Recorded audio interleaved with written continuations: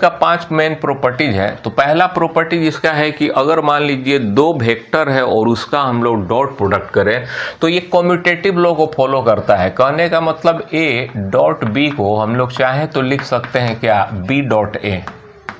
इसी को हम लोग बोलते हैं क्या, इसको कम्यूटेटिव लॉ बोलते हैं। तो आप ए डॉट बी को बी डॉट ए लिख सकते हैं, कोई फर्क नहीं पड़ेगा, ये दोनों बराबर होता है। ये पहला प्रॉपर्टी।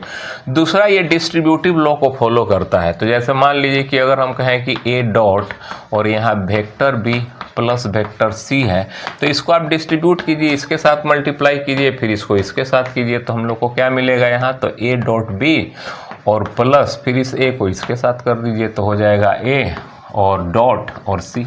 तो ये हो गया डिस्ट्रीब्यूटिव लॉ, डिस्ट्रीब्यूट कर दिया गया।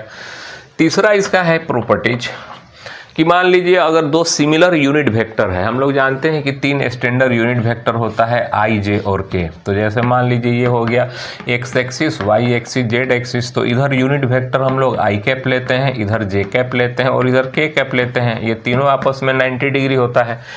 तो अगर मान लीजिए 2 सिमिलर यूनिट वेक्टर को हम लोग डॉट प्रोडक्ट करें तो उसका मान क्या होता है, 1 होता है। तो जैसे मान लीजिए आई कैप और डॉट अगर आई कैप अगर करें तो इसका मान 1 होगा।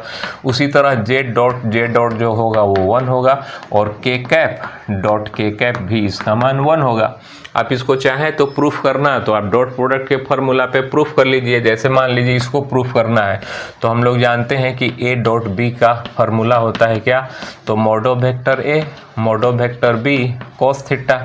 ठीक, अब यहाँ पे अगर ए के जगह हम लोग आई रख दें तो यहाँ पे आई और डॉट, अब बी के जगह भी आई रख दें तब सिमिलर मेरा होगा, तो आई डॉट आई हो गया।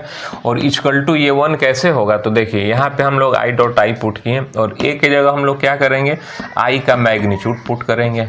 फिर बी के जगह हम बी के जगह आई माने हैं तो इसके जगह भी आप आई कैप ले लीजिए। और चूंकि देखिए यहाँ पे दोनों वेक्टर जो होता है उसी के बीच में एंगल ये जो होता है लिया जाता है ए और बी के बीच में, तो यहाँ आई और आई है तो आई तो एक्स एक्सिस के तरफ ही जाएगा, कोई भी कितना भी आई होगा सब एक्स के तरफ, तो सेम डायरेक्शन में जाएगा तो एंगल 0 होगा। तो यहाँ हम लोग cos 0 कर देंगे। cos 0 का मान 1 होता है और ये यूनिट वेक्टर है, यूनिट वेक्टर का मैग्नीट्यूड 1, तो इसका मान 1, इसका भी मान 1 और cos 0 का भी मान 1, तो ये आ गया 1।